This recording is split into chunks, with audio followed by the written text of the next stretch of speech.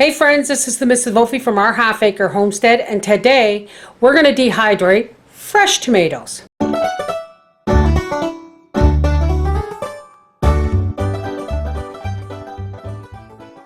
Now it's no secret that my tomatoes, even with the greenhouse, are not doing all that well this year. So yesterday when Papa and I went to the farmer's market in Ottawa, we picked up a couple of bushels of Roma tomatoes because yes, I'm going to can tomatoes, but I also like to dehydrate. And the last time you saw me dehydrate tomatoes was when I was pureeing and dehydrating some tomatoes that were in cans that were coming up on their expiry date. I like to do Roma tomatoes for one simple reason. There's not a lot of seeds, but there's a lot of meat.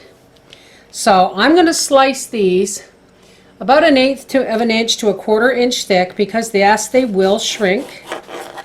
And I'm just going to dry them just as they are, because once they're dry, I can grind these into my tomato powder.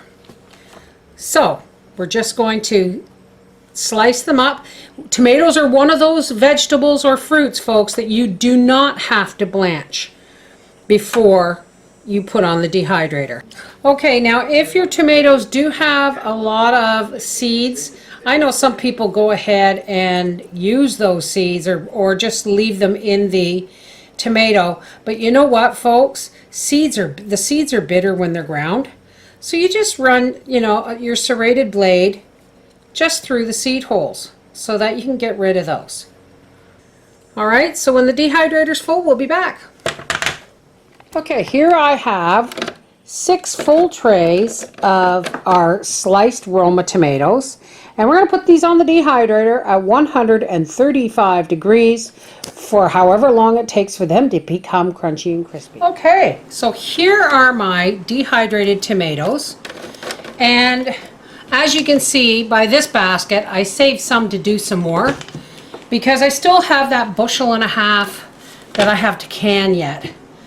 But I'm just going to take these out and put them in the jar. And this is one of those times you can reuse a clean, previously used canning lid. Okay, here is what I got from 6 trays of tomatoes.